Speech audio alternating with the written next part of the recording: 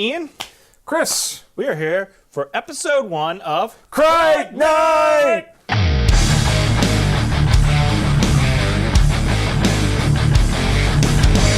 That was pretty good. We nailed that harmony. That's the Critter's fist punch bound thing. Fuck, we ruined the intro already. Ian, we're here for Crite Night, episode 1. We just watched the first 2 minutes because Episode 1 and we're already breaking format. God damn it, Cristobal. the first 50 seconds is 3 versions of the New Line logo and then something about faux show, and I got lost in, I don't know what it said. I got confused because it said faux show and I don't know. Anyways. So we watched the first 2 minutes, and it ends on a pretty significant scene change. So we have a bit to discuss. Not too much has happened yet, but it opens in space. Yes. It's a Star Wars ripoff. It is a Star Wars ripoff because Star Wars is the first movie to actually create space. Yes. Trying to cash in on that sweet, sweet Return of the Jedi money. The thing that's interesting about Critters, and we've talked about this before, though, is that a lot of movies... This is our first episode. Well, I know, but in general, bad movie night and all that stuff. Critters starts in space. A lot of franchises go to space. Yeah. But because this movie starts in space, it already like makes the universe that the story big, right? Yeah.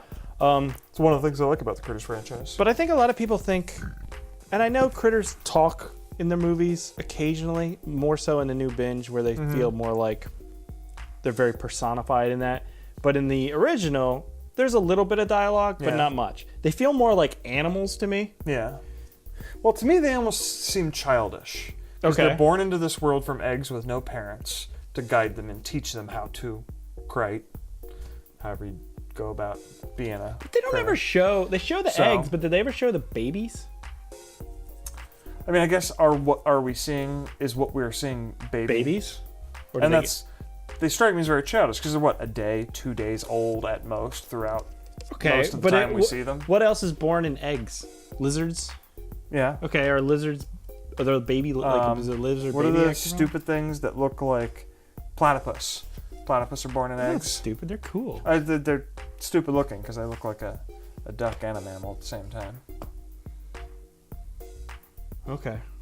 I don't know, you just lost me. Now I'm just picturing platypi. So, they're putting him in a maximum security prison. Yeah, there's multiple species of beings, I would assume. Various alien life forms. Everybody's speaking English, which is a little weird. We know the Crites don't speak English. Using a universal translator, I guess. Yeah, that's... Okay, we'll assume. We'll just give that the benefit of the doubt. So, Critters, as much as it is a sci-fi franchise compared to... Probably most people think of it as a horror franchise. They're not going too deep in on the sci-fi. They're not going to spend a lot of time establishing how they came up with, English. True. I guess I was just thinking, like, this is it's a prison for... It's not like a zoo. You know what I mean? It's the Hague of space. The Hague? What's the Hague? And it's where international war criminals go. Oh, it's like Guantanamo Bay. No, that is an American institution. The Hague is like part of the UN. Okay, so... Like if you're going to try some world leader or something as a war criminal, they go to the Hague to be tried. So, because it takes place in Sector 17, although I feel like if you're going to build a maximum security prison, an asteroid that size at least is probably a good idea, right? Because it's like, you can't escape, you go out on the surface, it's barren, there's probably no atmosphere, right? Sure.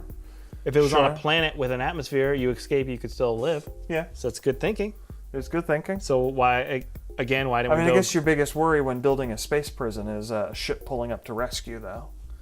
Yeah. So, I don't know. I don't know. If it's on a planet, then you could just... So my whole point is that Guantanamo Bay should have been built on an asteroid. Yes. And then, waterboarding. Yes. Well, ice boarding. Spaceboarding? Spaceboarding. Nailed it. Wow, we made a really bad episode of Crite Night.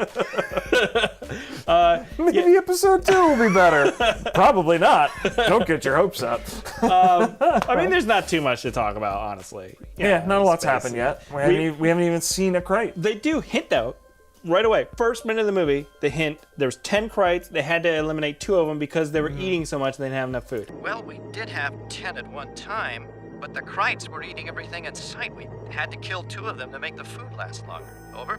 Yeah, already they've told us how voracious they are. Yeah. That's about what we know about Crites so far. Right. If you haven't seen the cover art, or you've never seen it before, you know nothing except that they eat a lot. Right. So the bullet points would be: we know that they're not just like a xenomorph. They're more than that because they're going to a maximum security prison. Yeah. So they're cognizant. They're not just animals.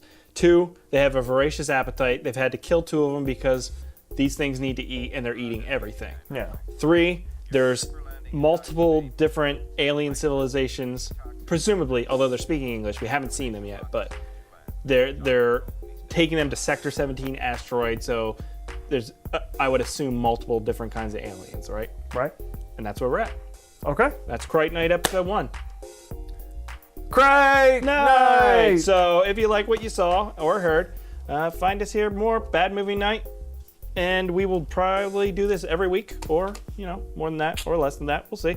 But this has been Crite Night. My name is Chris. I'm Ian. And thank you for joining us for this bite-sized podcast / video thing.